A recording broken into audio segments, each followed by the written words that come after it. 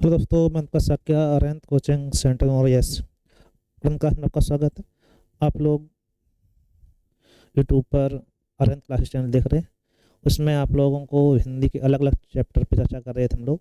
Police vacancy और ये SSGD batch आपके चल रहे हैं। उसी हिसाब से आपके लिए समास एक बहुत इंपॉर्टेंट टॉपिक है आपका, पुलिस के लिए, SI के लिए, RO के लिए, ठीक है। और उसके लिए आप इसको देखिएगा, सभी क्वेश्चन इंपॉर्टेंट रहेंगे, सभी आप क्वेश्चन आए हुए हैं, ठीक है। तो आप लोग देखिएगा, लाइक फिर करिएगा और बच्चों को जोड़िएगा, ठीक है। जितना हो सके उतना आप इसको शेयर करिएगा।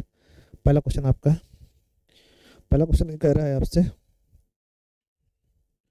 निम्नलिखित में से किस शब्द में द्विगु समास, ठीक है। राम श्याम में आप देखेंगे द्वंद्व समास होता है। क्या होता है? द्वंद्व समास, ठीक है।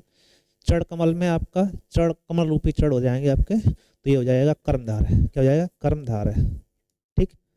और ये हो जाता है हिमालय आपका तत्पुरुष। तो आप पूछ रहा है द्विगु समास, तो पंसेरी है, पहला पद संख्यावाची होता है। इस समास का पहला पद क्या होता है? संख्यावाची होता है। तो कौन समास होगा आपका? ठीक है, कोई दिक्कत नहीं होनी चाहिए। दूसरा देख, निम्नलिखित में से कौन सा अव्ययीभाव समास है?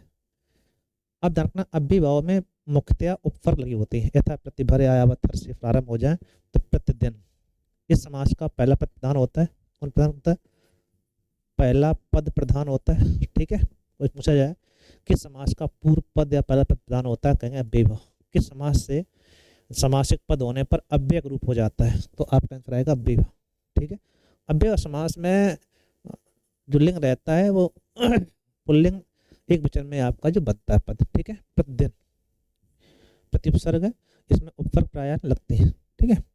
जब प्रथम पद संख्यावाची दूसरा पद संज्ञा हो तब कौन समास होता है? रखना, पहला पद संख्यावाची हो उसे द्विगु समास कहते हैं। क्या कहते हैं हम लोग? द्विगु समास, ठीक है। निम्नलिखित शब्दों में द्वंद्व समास है।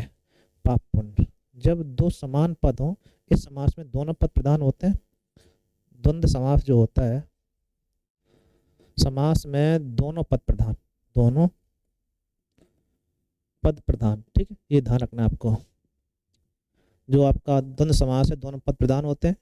दोनों पद, ये आपका पाप या पुण्य कहेंगे हम लोग, तो आप कहेंगे वैकल्पिक द्वंद्व। द्वंद्व के तीन पार्ट होते हैं, समाहारी, वैकल्पिक और क्या कहते हैं, समाहारी द्वंद्व, वैकल्पिक द्वंद्व और एक और होता है। चलो आगे देखते हैं हम लोग। निम्नलिखित में से निम्न में कर्मधारय समास बताना है। कर्मधारय समास किसमें है? चक्रपाणी, चक्र जिसके हाथों में, ये बोबरी हो जाएगा। नीलोत्पल, नीला है जो उत्पल, ये हो जाएगा कर्मधारय। क्या हो जाएगा? इसमें क्या होता है कि विशेष विशेषण संबंध होता है, उपमेय उपमान संबंध होता है। तो नीला कमल, तो विशेषण विशेष विशेषण संबंध है आपका, तो ऐसी कंडीशन में कौन समास हो जाएगा आपका? कर्मधारय। माता पिता में द्वंद्व, चतुर्युगम में आपका चार योग हो जाएंगे, तो पहला पद संख्यावाची द्विगु समास, ठीक है। आगे कह रहा है बताइए द्विगु समास का एग्जाम्पल इसमें कौन सा है, ठीक है। तो बहुत सीधी सी बात है, द्विगु समास देखें, पंचवटी, पांच वट वृक्षों का समूह हो जाएगा तो द्विगु समास। वनगमन, वन में गमन तत्पुरुष हो जाएगा। अजन्मा अव्ययीभाव है, तो पंचवटी में द्विगु समास, पहला संख्यावाची, ठीक है भाई। जिस समास के उत्तर पद प्रधान हो के साथ साथ पूर्व उत्तर पद में विशेष विशेष संबंध होता है। इधर रखना कि जो आपका कर्मधारय समास है, कर्मधारय समास की जो कंडीशन आती है, ये आपका तत्पुरुष का एक पार्ट होता है, ठीक है। इसलिए तत्पुरुष का दूसरा पद प्रधान होता है, तो इसका भी दूसरा पद प्रधान होता है, ठीक है। लेकिन पहचान मूल होती है, विशेष विशेषण संबंध हो या उपमेय उपमान संबंध हो, वहां पे कर्मधारय समास होता है।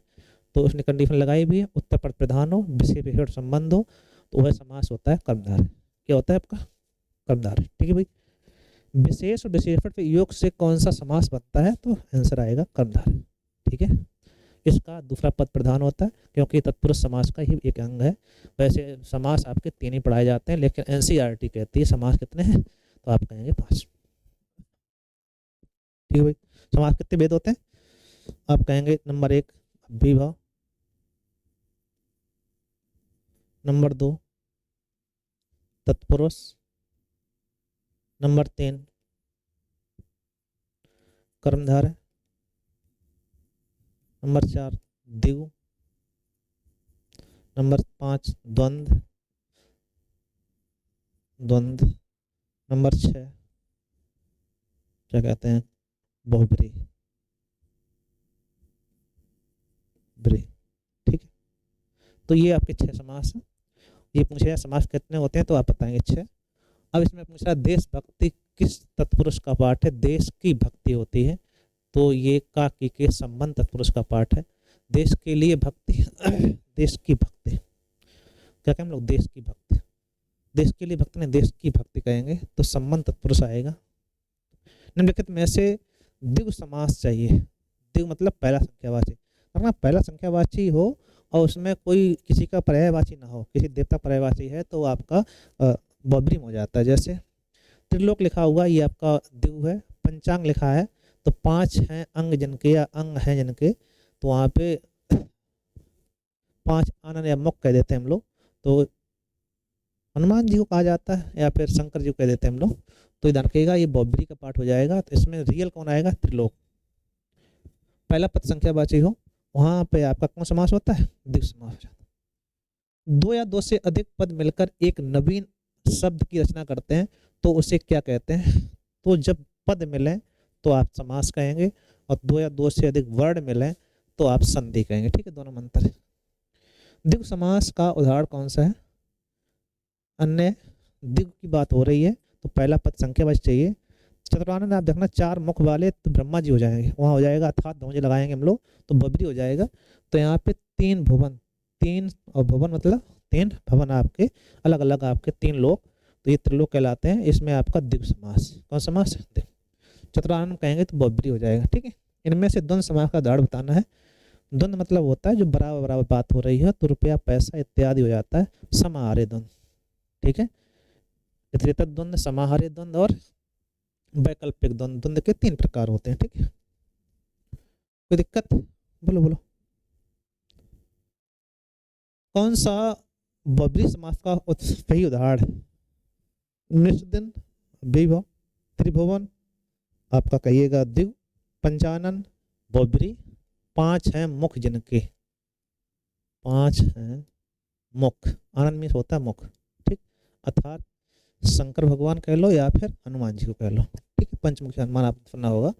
जिस समास के दोनों पद अप्रधान होते हैं, मतलब विशेष अर्थ है, अप्रधान मतलब प्रधान ना हो, वहाँ कौन समास होता है, वहाँ बहुब्री होता है।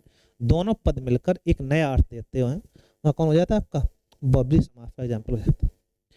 अव्यय समास का उदाहरण यथाशक्ति का सही विग्रह होगा। यथा में होता है अनुसार, ठीक है, तो आप कहेंगे शक्ति के अनुसार, विग्रह इसका सही होता है शक्ति के अनुसार। ठीक है, यथा मतलब के अनुसार, तो आप कहेंगे शक्ति के अनुसार। कोई दिक्कत। निम्नलिखित में से द्विगु समास का एग्जाम्पल बताना है तो आप कहेंगे सप्ताह, 7 दिनों का समूह क्या कहलाता है, सप्ताह कहलाता है। पहला पद संख्यावाची, आजीवन आपका क्या कहते हैं अव्ययीभाव है। भूदान, भूकादान आपका तत्पुरुष हो जाता है। पुरुष सिंह, सिंह रूपी पुरुष आपका कर्मधारय हो जाता है। समास का शाब्दिक अर्थ संक्षेप होता है, इसको आप ध्यान रखिएगा, इंपॉर्टेंट है। संधि समास में समानता क्या, दोनों ही शब्द विकार रखना कि संधि वर्ड विकार है और समास शब्द विकार है, तो ये भी नहीं कह सकते। संधि समास दोनों ध्वनियाँ मिलती हैं, नहीं, संधि में ध्वनियाँ मिलती हैं, समास में और पद मिलते हैं। संधि समास दोनों ही ध्वनि विकार अनिवार्य है, दोनों ही शब्दों को संक्षिप्त करते हैं, दोनों ध्वनि विकार अनिवार्य होता है। ध्वनि दोनों में शब्द विकार होता नहीं, ध्वनि विकार, एक में शब्द मिलेगा एक में वर्ड मिलेगा, लेकिन दोनों का आवाज जो होगी उसमें शब्द निर्माण होगा जाके, अतः ऑप्शन आप क्या हो जाएगा आपका इसी ऑप्शन से। ठीक है भाई, कोई दिक्कत। अव्ययीभाव का समास का उदाहरण बताना है। लेन देन आप कहेंगे द्वंद्व समास, सज्जन कर्मधारय समास, चिड़ीमार तत्पुरुष समास, परोक्ष आप कहेंगे अव्ययीभाव समास। ठीक है, प्रत्यक्ष, परोक्ष, अपरोक्ष आप कहेंगे। इनमें सही समासिक पद पुष्पधन्वी, दिवारात्रि, त्रिलोकी, मंत्री परिषद। तो सही सामासिक पद है, पुष्पधन्वी नहीं पुष्पधनवा कहा जाता है। त्रिलोकी को अलग त्रिलोकी भी कह देते हैं, रियल में मंत्री परिषद, मंत्री जहाँ बैठते हैं, हालांकि दिवारात्रि को भी दिवस और रात्रि कहते हैं, तो ये दोनों सही हो जाते हैं, लेकिन रियल में यहाँ पे सही होता है वो मंत्रिपरिषद कराया जाता है। वह स्थान जहाँ मंत्रियों के लिए स्थान बनाया गया, क्या कहलाएगा वो? मंत्रिपरिषद। किस समास के दोनों शब्दों को समानाधिकार होने पर कर्मधारय समास कहा जाता है? जब समानाधिकार की बात हो जाए तो तत्पुरुष का ही अंग है कर्मधारय, बताया था मैंने आपको। तो जब दोनों समानाधिकार हो जाता है तो वहाँ तत्पुरुष को कन्फर्म कर देते हैं हम लोग कर्मधारय। ठीक है, चलो। पाप पुण्य में समास बताना है, तो आप कहेंगे पाप पुण्य में, आप कहेंगे पाप और पुण्य द्वंद्व समास। जन्मान जन्म से अंधा, तत्पुरुष समास। चतुर्भुज, चार हैं भुजाएं जिनकी, अर्थात विष्णु भगवान, बहुब्रीहि समास। पॉकेट मार, पॉकेट को चुराने वाला, तो आप कहेंगे तत्पुरुष समास। ठीक है। पीत वसन, पीले हैं वस्त्र जिनके। अब यहाँ पे अर्थात कृष्ण भगवान लिखा होता तो ठीक है, पीत वसन लिखा हुआ केवल, तो पीले हैं कपड़े जिनके, अर्थात बहुब्रीहि समास हो जाएगा भगवान श्री कृष्ण। पीताम्बर कंडीशन जब आती है तो वहाँ पीताम्बर पीला है, अंबर भी कह सकते हैं हम लोग, पीले हैं वस्त्र भी कह सकते हैं। साग पात, साग और पात द्वंद्व समास हो जाएगा। आनंद मठ, आनंद के लिए मठ, तत्पुरुष समास। यहाँ पे आप बीती लिखा हुआ है, अपने पर बीती होता है, वो भी तत्पुरुष समास का एग्जाम्पल है। ठीक है, एक क्वेश्चन थे आज के, सभी इंपॉर्टेंट थे, थोड़ा ही छोटा हो गया था तो आपको हम लोग आगे से सही करके देंगे, परेशान नहीं हो जाए। ठीक है, इसको देखिएगा, अच्छे क्वेश्चन सभी है और समझते हैं, समझ में आएंगे होंगे आपको। प्रयास करो इनको 2 बार देखने का, सही से समझ में आ जाना चाहिए। ठीक है भाई, थैंक यू।